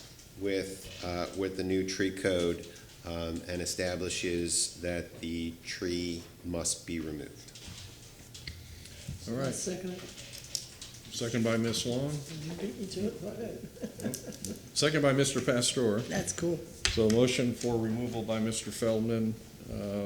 Any board discussion? I'd also like to compliment the applicant for a phenomenal presentation. There's no question that as Tampa continues to redevelop itself, that these sites are going to require, some things like this, and that in your overall design, you took that into account, and you left plenty of space for more trees. Having said that, all in favor, say aye. Aye. Any opposed? You're approved 5-0. 5-0.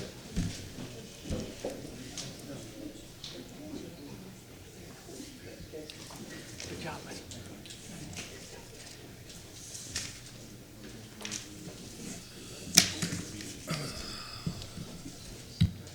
Okay, Joel, are you ready for the VRB 18-97? Yes, sir. Let me see. Property address is 3107 West Dewey Street. Applicant name is Carmen Fernandez.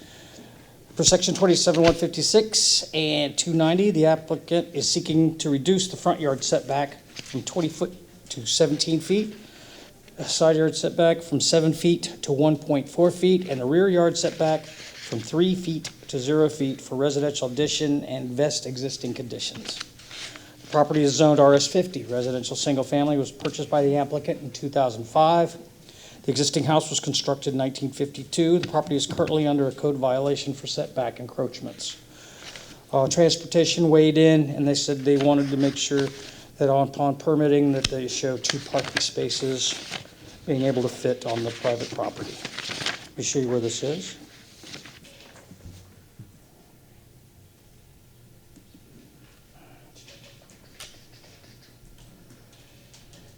This is probably in the central part of town, not too far from Raymond James. Matanzas, McDill Avenue running north, Dewey, subject property.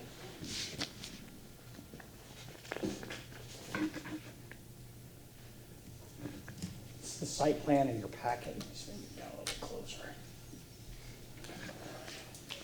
They're going for a front yard setback 17 feet from here to here. Evidently, there's a covered concrete right here that they're addressing. They're also going for this little structure here attached to the house. If you read the packet and the hardship criteria, the owner explains that they need an access entry point for their mom to get out of the rain, to get in and out of the house. That's what this is for.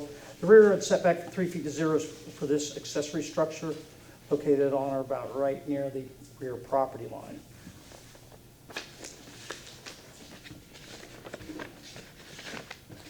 That's all staff has. Joel, do you know the history on the accessory structure? I've got none on it. Don't know, okay. Anybody else in staff need to talk? Nope. Okay, applicant, come on up, state your name, address, and if you've been sworn. Carmen Fernandez, 3107 Dewey Street, and I've been sworn in. Thank you.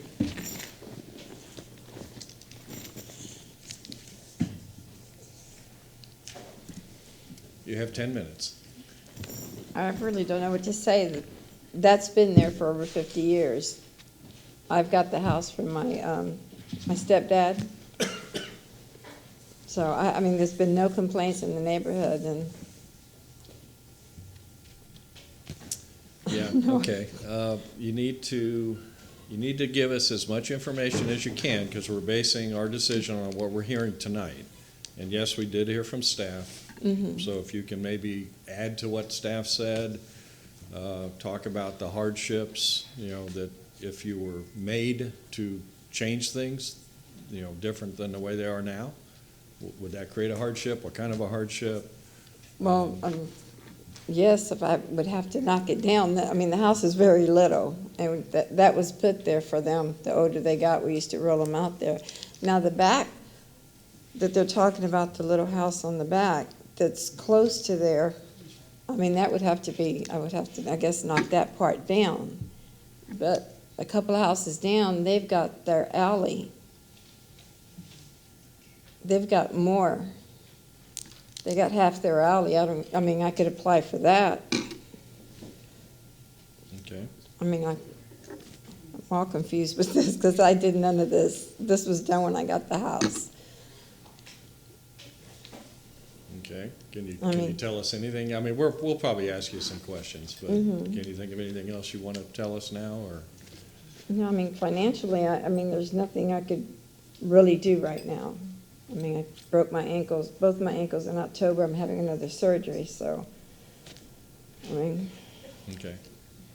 Like I said, I didn't do none of this, so. And when did you get the house? When did you take ownership of the house? I've been in there for like 20 years and never had an issue. Okay. Okay. Is there anything else you want to say right now? No. Okay, is there anybody in the audience that would like to speak on this application, either against it or for it? Okay, seeing none. Board, do you have any questions? Lots of questions. Ms. Long, go ahead. The one-story building in the rear of the property, what is it used for? Storage. Is it cinder block or metal or? It's block. It's cinder block. And did And- you put it up? No, that was put up when the house was built back in 1952. Okay. And the little bump out on the one-story residence on the side, on the west side, is there an entrance from the residence into that little room? You mean the little I don't know block what it in the is. back, or? It's a small box on the west side of the residence that sticks out from the house toward the property line. That's a storage shed? Is that what it That is? little thing right, this little thing right here. Oh, yeah, that's the little screened-in enclosure. So is it what, like a patio to sit outside or? Yeah, it's a very small, I mean, the measurements are there, yeah. Okay. And I mean, I've asked the neighbors, and no one's complained about anything. Is that your only outdoor seating area? Yes. Okay. Thank you. Mr. Feldman? Yes, ma'am. Did you build the screen room? No, Who built the screen room? I have no clue. That was there. There when you purchased the house in 2002? When I got the house from my stepdad and my mom. Okay. So since 2002, when you acquired the property, you did no new construction, no additions, nothing. Everything that is shown on this site plan was as it was on this site plan? Yes. Okay. All right. I have no other questions. I have one question, or maybe it's a clarification. Mr. Fernandez, the request calls for the setback for a residential addition and to vest existing conditions. So I'm wondering, is there a new thing happening here, a new construction being done? Is perhaps the carport on the front being added at this point, and that's maybe what triggered this? No, Okay. nothing. I've done nothing. All right, so there isn't any additions being added now, so it's just for vesting? Okay. No. All right. I mean, I have neighbors that are like, Carmen, that's been there for over 50 years, so. Okay, all right, thank you. If we were to approve this request, you've got a screen room over here. Would you agree that that screen room could never be enclosed? That it would, to enclose it, I That would it could- never enclose right. it, but I would make it a little bit longer. I mean, it's a small, and I, Well, you can't make any changes. Once we've approved this site plan as it is, you'd have to go get a building permit and make requests to make it larger if you were to do that. If you move outside of the site plan, you're gonna have to go get building permits and may need additional variance approvals to do that. Okay. But my question is just simply, as it exists now, you've got this screen room. If we were to approve this, it would be as it exists now, such that you wouldn't be able to enclose that, put walls up instead of screens. oh, no, Okay. no, All right, that's all I'm asking. no. So you're okay with that? I'm perfect, yeah. Any other questions? Mr. Souza, I have a question regarding the metal shed on the side yard, rear side yard. I was, Yeah. this is land development, this thing right here, right? Yeah, that thing right there. I was questioning that myself. It's not I mentioned looked in at the, it. it's not mentioned in the variance. Excuse me, it's not there anymore. This it's is not a new there. survey. Let's see. Yeah, This might explain some things, people. yeah. Oh, wait, it got moved. It Said got nothing's moved. changed. But that was a shed that was falling apart, and they took it Okay. out. Oh, wait, So then they asked me to get another one. Put it down, Joel. I know I am, I'm just trying to get I'm trying to get the dates on the two surveys Okay. for us. The ones I'm showing to you is from July 18, that's this one. And this one is April 18. That's the old April one. 18. And the new one. April 2018? Oh, that's not right. I'm telling you, The that's, earlier survey had this. Here, I have another one, because they asked me for another one. Maybe this one moved over here, I don't know. No, this is, See, this is a newer survey. right. That's the old survey, this is the new survey. Thought nothing Well, happened. the only thing that matters It's is not which there. one was put in the This package, is not right? here, Legal? this is here. Okay, And well, because she asked me for a new one. I mean, the revised survey, I don't know. I don't know if this is, I don't know which survey is correct now. okay, well, Well, it gets back to what was put in the package and applied for, right? What is put in the package and applied for is relevant. I would note that if the Variance Review Board is inclined to approve this, the latest site plan is probably the one that you would want to use, so I think you would probably ask the applicant to submit at the hearing tonight this new plan, and then you would approve it based on the new plan received tonight, and not on this old plan that shows a metal shed that evidently is not there. But the site plan was not noted. I mean, it wasn't noticed, the site plan itself. No, the site plan doesn't go out I in terms know, of I'm the notice. It would definitely be a go through revised plan, but I would suggest that you would probably want to use the most current and correct one for tying to your approval. Which one's the newest? Joel Sousa Land Development, usually the more current survey trashes the previous survey. Which is the newest? This is the newest one right now. This is the one that the With the staff little one provided on you the in your side. staff. Okay, that's the one I have. That's the Okay. most current. okay, But, this yeah, is, but you're. am I looking at this wrong? The applicant, no, the applicant is saying that, the That one's older not survey there. has been wrongly dated. She believes it should be not Yeah, 2019 instead of 2018. Well, that's I her mean, I could go testimony, back- so I that could go would, back that would to cause him. it to be the newest site plan based on her testimony, correct? Based on the seals though and the signatures, this is the most current, so. I'm gonna defer to legal on this. Do the seals have a written date on them, Joel? I can't see it from here. Usually they It's do. dated in the small corner, this is, Can you point to it? April 18. Can you point to it where I can see it? It's Like a right handwritten way signature? down. It's right Way down down here, at the bottom in the middle, right where his thumb was. down here in the corner. Oh, they didn't handwrite it. Oh, okay. Well, that's not Because helpful. he even put this on there for me. Yeah. I've seen surveys He didn't dated say- wrong a lot of He times. didn't Yeah. change the date. He didn't- I'm He trying didn't to change see. the date, he dated them, they're both dated the same date, so that it validates both of Oh, them. wonderful. Right, I had to have him come out and do it again, because they wanted me to make sure I Where is had that it. metal shed? What now? Where is the metal shed? Is it next to the east side Oh, property? it's not there anymore, it was falling apart. That's gone, I guess this one's there now. Yeah, and that's a new shed. Oh. Mr. Oh. Hang on, So, Hang on, I'm gonna open it up for you. hang on, there's too much paper moving. I want you to see the whole thing. all right, so this was not in our packet. No, And has this been noticed? Do we know if this has been noticed? So, Excuse me, I gave this to Wanda, the city of Tampa. I gave her this new one. When? Let's see. It was last month. I had to have it to her by a certain day. By the 9th, when I sent all my letters out or whatever, I gave her this package with pictures and stuff, Okay. with this new survey. Okay. This kind of makes more sense, Yeah, I It gave her raises new this. questions. and it raises other questions, right?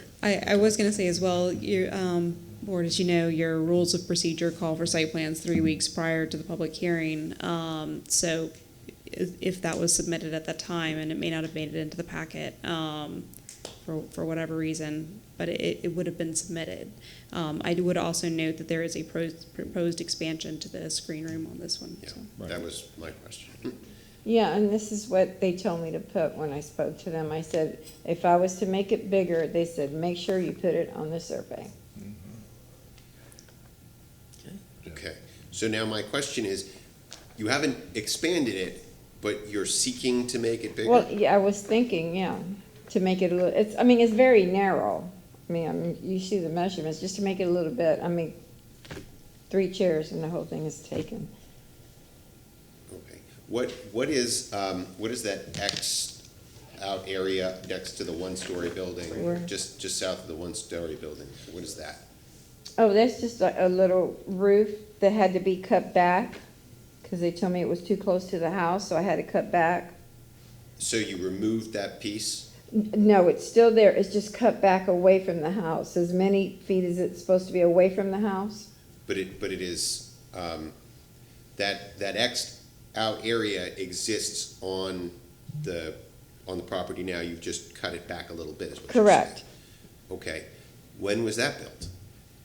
That was all there. All, this is, I've built nothing. Okay, but it didn't show up on the prior survey. Oh, Lord. And then the metal shed that was moved, Yeah. that's a new shed, right? Yeah, let's see, they're asking why. So when you I mean, I said noticed I it, didn't do just anything don't know. to the property and then there's a I'm shed. even more confused now. I'm trying to understand your testimony. You said earlier to me, everything that was on the site plan Mm-hmm. exists from 2002 forward. Yeah, But we've just seen a new site plan that has new information on it. One of them includes the potential expansion to the screen room, which hasn't been done, and I understand. Right. But a metal shed, you have a new metal shed, one metal shed went away, and there's a new one. There's, well, there was, both sheds were there when they first, no, I'm sorry. The new shed was not there. Okay. Okay, and she told me you could only have 750, and the other shed, I was replacing it with the new one. So I took that down. They said you need a new survey without the metal shed. So that's where I went and I got this. The guy came out and measured everything again, because I think the carport was not measured in my first survey either. All right, where did that survey go, Joel? The old survey, The new one, the brand new one that shows a new location that's not in our packets. this new one. This is supposed to be the new one. Doesn't matter. Yeah, right. That's what we got. Okay. There you go. Okay, so Joel, she is allowed to have two accessory structures? As long as they don't exceed 750 square feet, total square footage, they're allowed to. And have you done the math on this? Of course not. Somebody. Well, I think they've been up and down many times. I'm guessing that's around 220, I think they're well under. Yeah, Well, it sounds like we're well under. Okay. Well, Unless you count that Xed out area, which I don't know what that is. Yeah, well, I mean, that's,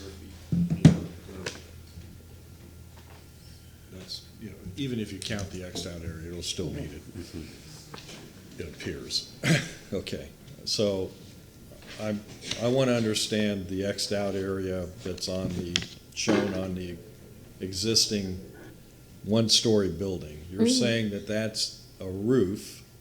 Yeah, it's like, because when it rained, the water would just hit the door and everything in there get wet. Okay, so the roof was built some time ago, or extended out with the building when it was built, Yeah, probably, is what you're remembering? Right. Okay. Yeah, I haven't done anything. Okay, all right. But that then raised the zoning concern that you heard about the distance between the two roofs. Right.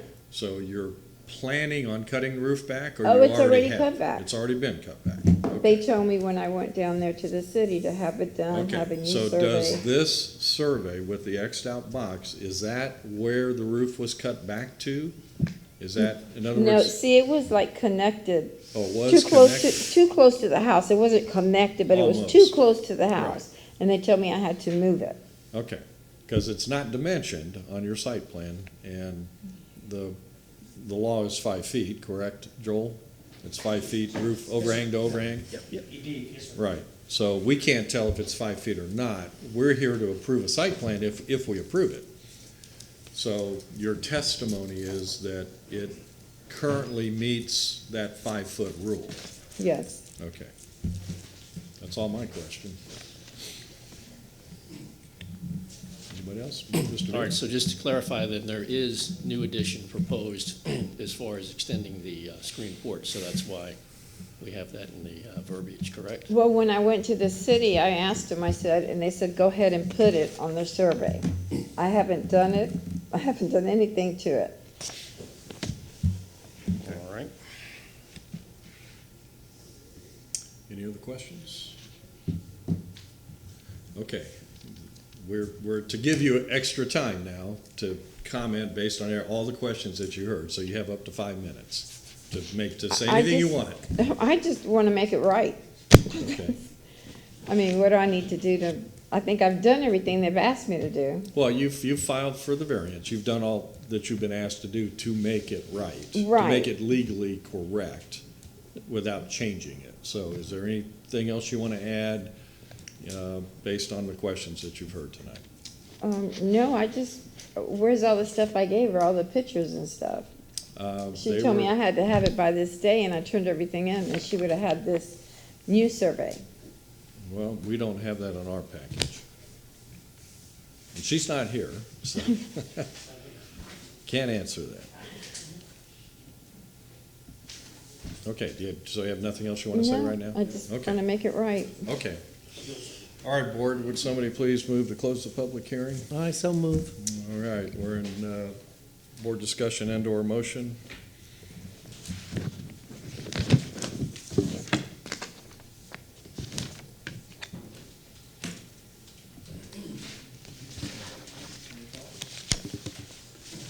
I do have one question. How can we proceed with not having the proper site plan? Well, it's Or in is the it now record. in the record She now? So- testified that this is All right, so the site plan it's we're officially using. in the record. Yeah. Okay. Yeah, the setback requests haven't changed. All right, good. So I think we're okay from that standpoint.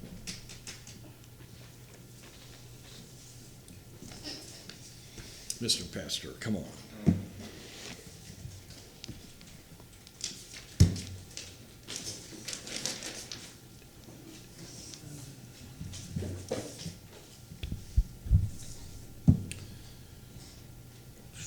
I move that variance request for case VRB 1897 located at 3107 West Dewey Street,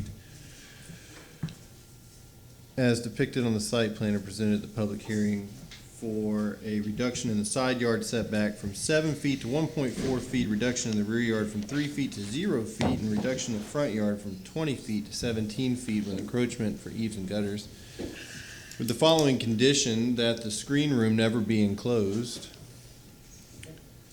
that said variance as condition be granted based upon the applicant presenting competent substantial evidence in the record and at this public hearing of a necessary hardship or practical difficulty when considering the 5 hardship criteria set forth in section 2780 of the city code. Specifically, that the structures requested are being vested were existing when the homeowner purchased the home, have not been modified other than to further comply with the current code, and are requesting to be permitted as they exist today and have existed since ownership began. Oh, wait a minute. And just as a point of clarification, the site plan that you referred to in your motion is the site plan that the applicant testified to is the most recent site plan. Yes, the testified most recent site plan. And I'd also like to amend it that she testified she's meeting the 5-foot criteria of overhang to overhang separation, because that's not noted on that plan, but she's testifying to. We're not vetting that, and building department will Well, still. I understand, but I don't want the applicant thinking that if they're at 4 feet, they got approval for that. Okay. So. Accepted. Okay. Accepted motion. Accept that, okay. All right, so we have a motion for approval with the condition as stated by Mr. Pastor. Do we have a second? I'll second. Seconded by Ms. Swan. Any further discussion? Seeing none, all in favor say aye. Aye. Any opposed? You've been approved. Thank You're you. legal. What's that? Oh, we're gonna take a bathroom break, okay. We're gonna adjourn for 10 minutes. Am I good? Okay.